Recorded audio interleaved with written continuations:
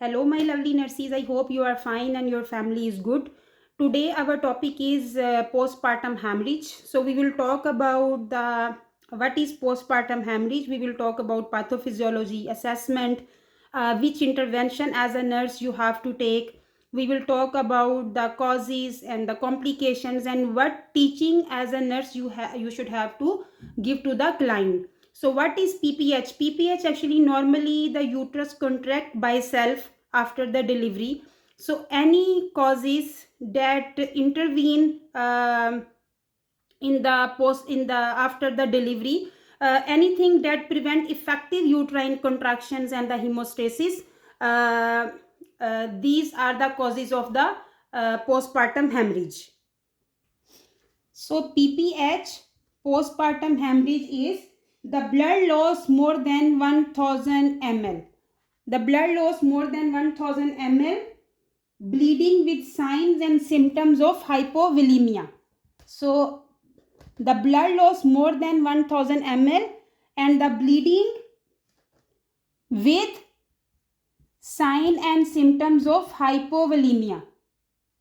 The patient have also blood loss more than 1000 ml, but patient have also sign symptoms of hypovolemia, that is postpartum hemorrhage. Now this one we will divide it into four T's. Is easy to remind. We will divide into four T's. So how we will divide into four T's? 1, 2, 3 and 4. So one T is tone. Second T is trauma. Third T is tissue. Fourth T is thrombin. Is easy to understand. So tone mean the uterus is boggy. Boggy uterus mean uterus is not properly contracted. The trauma, any tear or hemorrhage is came in the trauma. The tissue, retained products.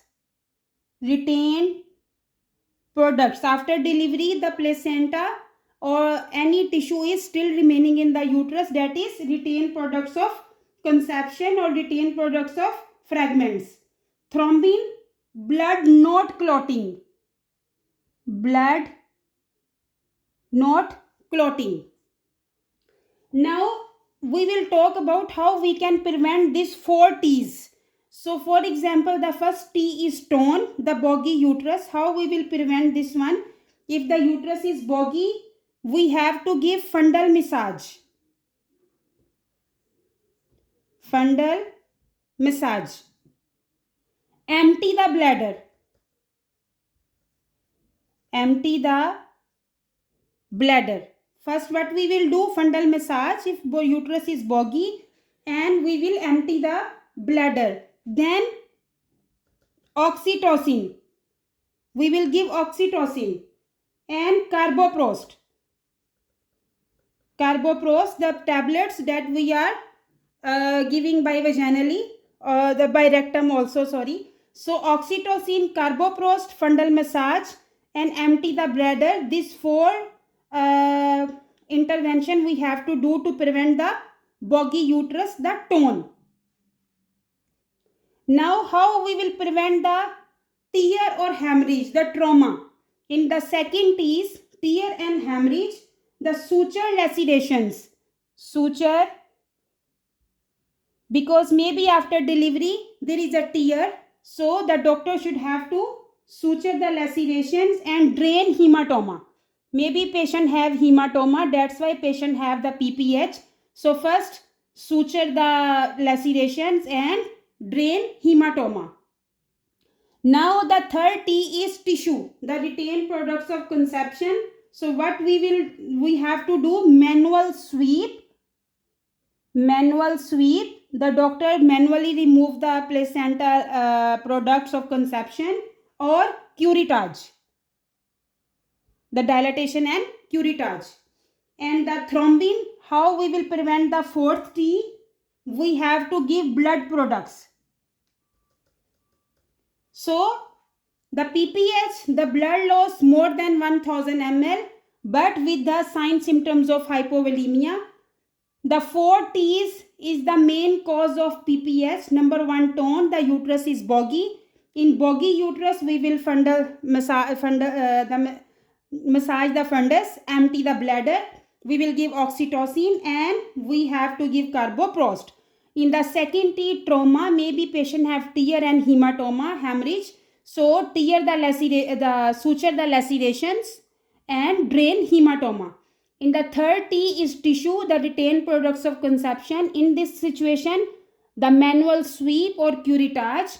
And the fourth T is thrombin, blood not clotting. In this situation, what we have to do, we will give the blood products. So as I told you, the blood loss more than 1000 ml and with the sign symptoms of more than 1000 ml of blood loss and sign symptoms of hypovolemia. What's the sign and symptoms of hypovolemia? How you know patient has going in the hypovolemic shock? The patient have tachycardia,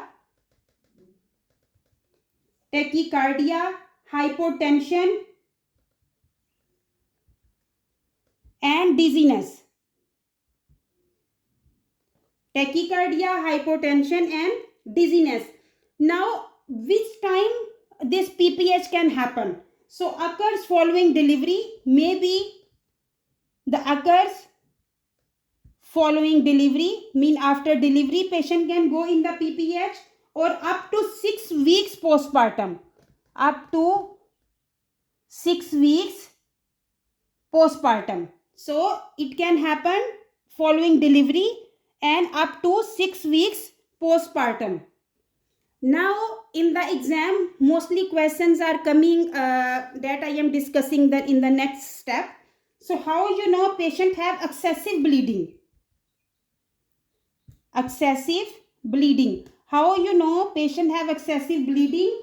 So saturated perineal pad, when you are checking the patient pad, is saturated in less than 15 minutes.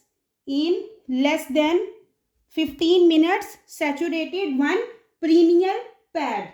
Or you can notice blood trickling, oozing, gushing or pooling under client's buttocks, or pooling under client buttocks. So blood the pad less than 15 minutes saturated and the blood trickling, oozing, gushing or pooling under the client's buttocks, or patient have large clots. And signs of hypovolemia. Sign symptoms of hypovolemia, shock that I discussed, tachycardia, hypotension is the sign and symptoms of hypovolemic shock. Then you can understand the patient is going in the PPH, the postpartum hemorrhage. So what priority action as a nurse, what priority action we have to take? The quantity of blood loss. How you will check the quantity of blood loss? Weighing the peripads. We have to weigh the peripads. How we will weigh the peripads? The 1 gram equal to 1 ml. When you will weigh the peripads, the 1 gram is equal to 1 ml. And we will assess underlying cause. Assess underlying cause. So how you will assess the underlying cause? For example, if the patient, I tell you 4 T's, the tone, tissue, thrombin and the trauma or the tear. If the patient, if we will talk about the first T, tone, as I told you, if the uterus is boggy, we will fundal massage, we will give oxytocin, carboprost, and we will empty the bladder. If we will talk about the second T, the trauma, if patient have maybe the tear or the hemorrhage, so the doctor should have to suture the lacerations and drain the hematoma. If we will talk about the third T, the tissue, maybe there is a retained products of conception. So should be manual sweep, or we will do the dilatation and the curettage. If the fourth T, thrombin, so what we as a nurse we have to do, we will give the blood transfusion. So we will assess the underlying cause. So we will insert 2 large IV cannulas, that is very important, and we will give blood transfusion. We will assess the vital signs frequently, because to assess this hypovolemic shock, maybe patient have tachycardia and the hypotension, that is the sign symptoms of hypovolemic shock. Monitor hemoglobin and the coagulation profile, the thrombin, as I told you the 4 T's is thrombin. Notify the healthcare provider if the patient perineal pad is saturated less than in 15 minutes and has blood pooling under the buttocks. Now we will talk about one by one the common causes. Common causes. The first cause of PPH is uterine atony. Uterine atony. What is uterine atony? Uterine atony is loss of uterine muscle tone. Loss of uterine muscle tone. Why the loss of uterine muscle tone? Maybe uterine is over distension. Uterine over distension. How uterine can be over distension? Maybe the mother has twins, macrosomia, polyhydramnios, twins, microsomia the large baby, and the polyhydramnios the more amniotic fluid. Polyhydramnios the more amniotic fluid. It can also be tired uterus. Uterus is tired. How uterus can tired? Prolonged labor. Prolonged labor. Maybe the labor is precipitous labor is more than 3 hours. Grand multiparity. Grand multiparity mean patient have maybe more than 2 babies, twins, triplet. So the assessment for this one, the common causes, how we will assess this common causes? As I told you, if the uterus is boggy, uterus fails to involute after delivery, uterus should contract down into the pelvis. After delivery, the uterus should have to come down. The uterus should have to come down after delivery by self. So one finger breathe every 24 hours. How uterus will come down? One finger breathe every 24 hours. The uterus should have to come down. We will do fundal massage, contract the uterus and expel clots. So uterus should have to come down after delivery by itself. One finger breathe every 24 hours. We will give fundal massage. And the fundal massage, how we will do? The contract the uterus and expel clots. So first we have to expel the clots. Place, how we will give fundal massage? We will place the massaging hand on the fundus and the supporting hand on the symphysis pubic. And then we have to give fundal massage.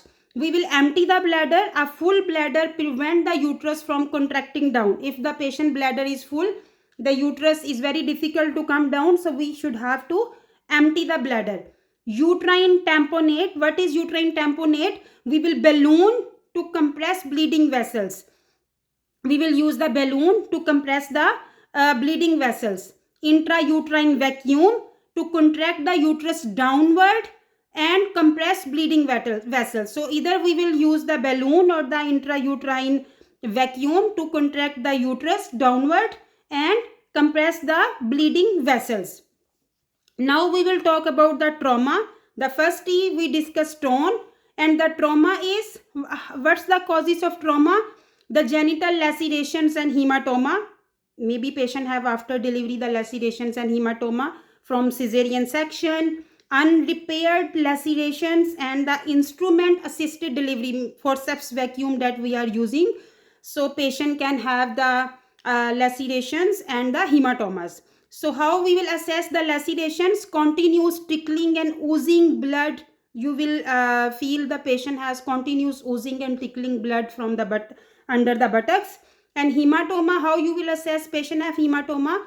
The patient maybe have edema, bruising, the pelvic heaviness, and persistent pain. So what patient will complain? Persistent pain and pelvic heaviness. And what you will observe, there is a edema and the bruising. So this is the hematoma signs. How you will intervene? Assist healthcare provider with laceration repair, apply ice to hematoma, or assist with surgical drainage. Now we will talk about the third T, tissue. The causes is retained products of conception or fragments. Mostly is happening in placenta accreta. There is a types of placenta. We will discuss inshallah soon. So how we will assess? The patient uterus is boggy, continuously trickling and oozing of the blood. How we will intervene? Assist the healthcare provider with placenta removal, either manually or with the curettage. So thrombin, the fourth T, causes is coagulation disorders. How we will assess? Excessive bleeding and low plates and petechiae. You will see the patient have petechiae on some bodies areas, and maybe there is a oozing from the IV line, bleeding from the in the Foley's catheter, bleeding from the teeth. So different areas bleeding, and the petechiae, you will see the red spots on the body. And what intervention? We will transfuse the blood products. There is some additional causes of the PPH. The one cause is chorioamnionitis. Chorioamnionitis is the intrauterine infection and inflammation that prevent effective the uterus to come down, the contractions. And the placenta previa, the cervical changes during labor can tear low-lying placenta and cause the bleeding. So which medication we are using in postpartum hemorrhage? The first line treatment is oxytocin.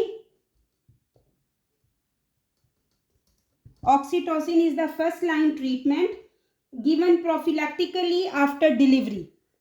We are giving prophylactically after delivery.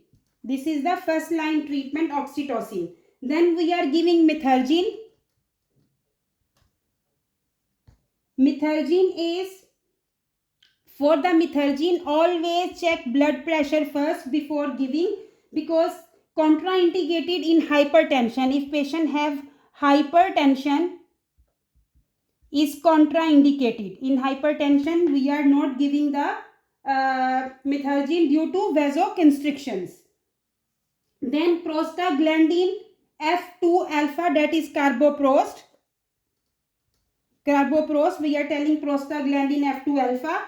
This is contraindicated in asthma. If patient have asthma, don't give carboprost due to bronchoconstrictions. Due to bronchoconstrictions. So methergine, if patient blood pressure is high, don't give. Carboprost, if patient have asthma, don't give. For the methergine due to vasoconstriction, and in asthma due to bronchoconstrictions. Then we have antifibrinolytics like transamine you are giving. Transamine acid, contraindicated with blood clot history. If patient have blood clot history, is contraindicated, the transamine. Then we are giving oxygen, improve oxygen delivery 10 to 12 liter via non-rebreather mask. 10 to 12 liter via non-rebreather mask. So we are giving oxytocin prophylactically after delivery. The methergine, if blood pressure is high, is contraindicated. Carboprost, if patient have asthma, don't give. Transamine, if patient have blood clot history, don't give. And the oxygen 10 to 12 liter via non-rebreather mask. Now what teaching as a nurse we have to provide to the patient? We have to tell the patient report any abnormal bleeding, the sudden increase in lochia. lochia should be decreased each day. So back to bright red indicates active bleeding. The lochia is changing the color on each day, but if it's back to bright red color, it indicates bleeding. Saturated pad, passing clots, continuously trickling and oozing of the blood. So then the patient should have to inform as soon as possible to the healthcare provider. Normal to feel a gush from blood pooled in the vagina after prolonged sitting or lying. If patient is sitting prolonged or lying, once patient will get up, is a normal, the gush of blood will come. But if in the normal situation, the standing or the not prolonged sitting or lying, but still the gush of blood is coming, blood clots is coming, the patient should have to inform the doctor. Take iron supplements to prevent anemia. Reassure client that is normal, feel tired for several weeks, because after the delivery it's a normal phenomena. Watch for signs of infection caused by manual placenta removal. Any bright red, the bleeding, as I told, is coming back, is starting again. Back to bright red indicates a bleeding. What complications will happen? The PPH, the DIC, disseminated intravascular coagulopathy. The DIC PPH can trigger the clotting cascade, the widespread clotting. So due to DIC, patient have widespread bleeding, and the causes oozing around the IV sites, petechiae. This is the causes of the DIC. So in this DIC situation, what we should have to do? The intervention, draw platelets, and the clotting, the PTA PTT, blood products replacement, and intervention to stop bleeding. What's the priority action? As I already told you, weighing the peripads, the 1 gram equal to 1 ml. The same massage the fundus, and according to the 40s. We have to intervene in the to prevent from the postpartum hemorrhage. So what is the important? The oxytocin stimulate uterine contractions, and is this the first line treatment of the PPH. So a gush of blood from the vagina after prolonged sitting and lying is expected. So oozing around the IV sites or petechiae indicate DIC. So in this situation, what we will do? We will draw the platelets and the clotting factors, and we will give blood transfusion to the patient, and we will assess according to the 40s, and we will manage according to the 40s. I hope you like the lecture. If you like, please share and subscribe my YouTube channel, and don't forget to push the bell button so you can receive my coming videos notification. Thank you very much. Take care yourself and your family. Allah Hafiz.